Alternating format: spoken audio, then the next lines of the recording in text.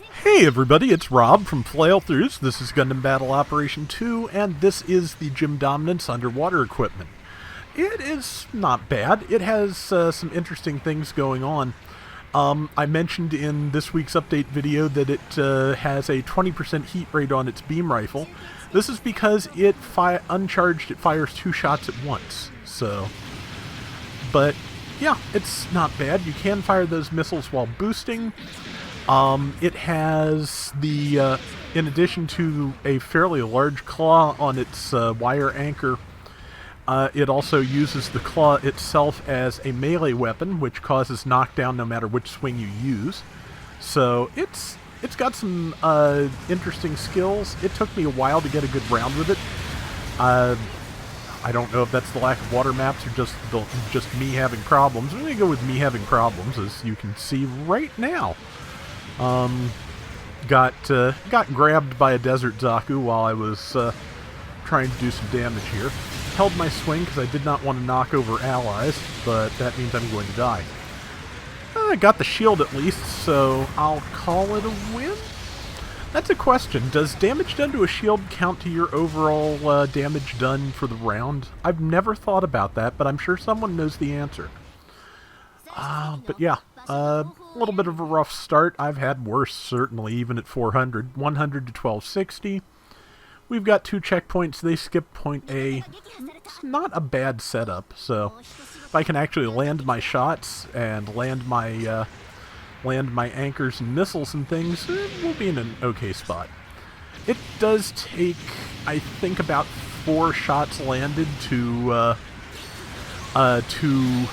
get enough build stun to stop a mobile suit.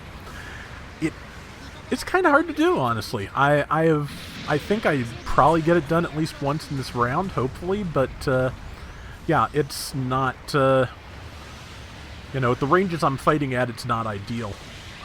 You can add missiles to that, which can help, but if you want stuns, you may as well just walk up and do that, because that is so much simpler. It's also easier to get yourself surrounded, but, that happens.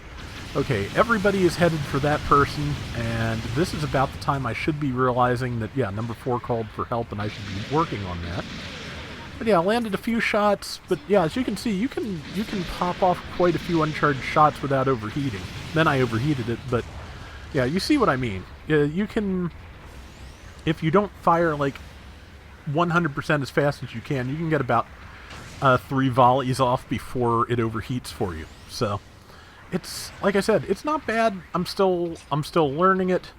I kind of would like to see military port back in rotation, just so I could take it underwater and try it there. One thing that was giving me trouble trying to get around with this is that I wanted to do some of the special rounds for that directive, and they did not have a 400 under those queues like the whole weekend that I saw. Maybe they did when I wasn't on, but I wasn't on, so it didn't do me much good. That's twice I have been too far away from that gym command, and instead of hitting it, just forced a dodge roll, which, given that the gym command only has 1 dodge roll, is not the worst outcome, because if I can do that, I can follow up with something that will hit. Yeah, so that person really does not like my anchor, and is making sure they avoid it, so unfortunately that can kind of be what we call a tell, so I was able to exploit that a little bit. I don't even know if I was conscious about it when I was doing it, but it worked out. But yeah, as you can see, as always with the shorter range weapons, the beam pick has problems on hills. It's because of the short range. The diagonal nature of the neutral swing will sometimes connect, depending on your positioning, but if you're uphill from somebody like I was, you're going to have a hard time. I should have just pushed over to the other side where it was easier to connect, but didn't think of it. Didn't think of it as probably just kind of my new motto for existing in general, but I've been very spacey today. This is my second try on posting this because I got as far as, hey everybody, this is, and forgot what came next. So yeah, I don't know why I've been sluggish today, but I really have. Also, I'm dead now, but let's see.